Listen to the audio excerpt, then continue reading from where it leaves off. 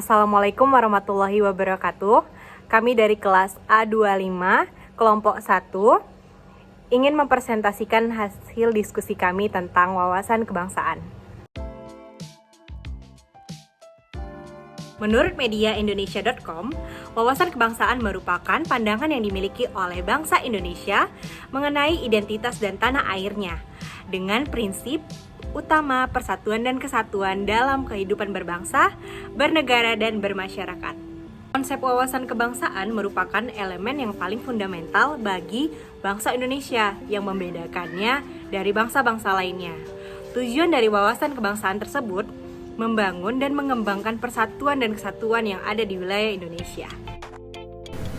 Pada tanggal 20 Mei 1908, puluhan anak muda berkumpul di Aula Stovia. Dalam pertemuan itu, mereka sepakat mendirikan organisasi yang bernama Budi Utomo.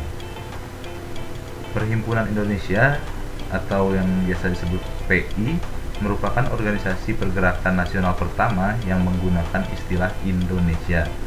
Bahkan, Perhimpunan Indonesia menjadi pelopor kemerdekaan bangsa Indonesia di kancah internasional. Perhimpunan Indonesia diprakasain oleh Sutan Kasayangan dan R.N.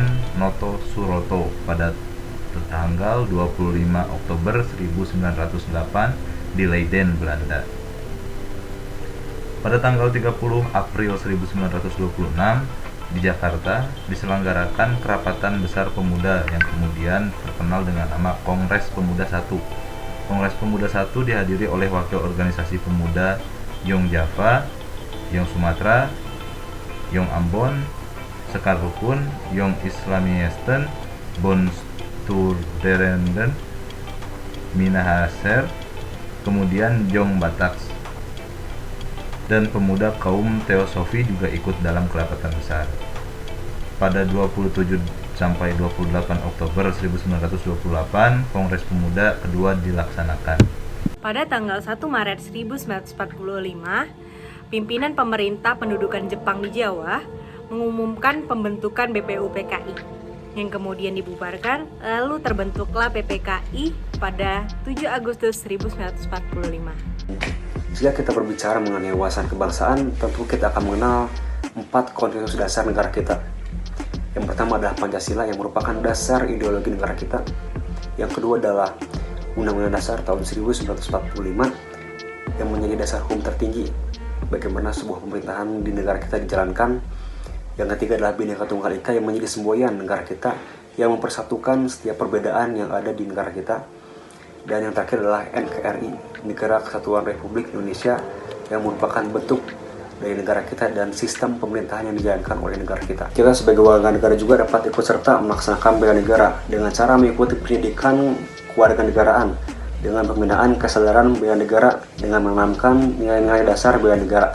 Yang pertama adalah cinta tanah air, yang kedua adalah sadar bangsa dan negara, yang ketiga adalah setia kepada Pancasila sebagai ideologi negara, yang keempat adalah rela berkorban untuk bangsa dan negara, dan yang terakhir adalah kemampuan awal bela negara. Adapun indikator dari cinta tanah air yaitu menjaga tanah dan perkarangan serta seluruh wilayah Indonesia. Yang kedua ada jiwa dan raganya bangga sebagai bangsa Indonesia. Yang ketiga jiwa patriotisme terhadap bangsa dan negaranya. Yang keempat ada menjaga nama baik bangsa dan negara. Yang kelima ada memberikan kontribusi pada kemajuan bangsa dan negara. Yang keenam dan terakhir yaitu bangga menggunakan hasil produk bangsa Indonesia.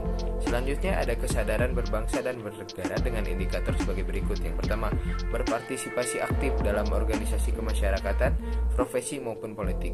Yang kedua, menjalankan hak dan kewajiban sebagai warga negara sesuai dengan peraturan perundang-undangan yang berlaku.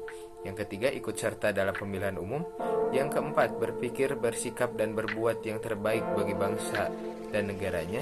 Lalu yang terakhir, berpartisipasi menjaga kedaulatan bangsa dan negara. Menjelaskan definisi tentang setia kepada Pancasila sebagai ideologi negara dan rela berkorban untuk bangsa dan negara menurut Brainly.com.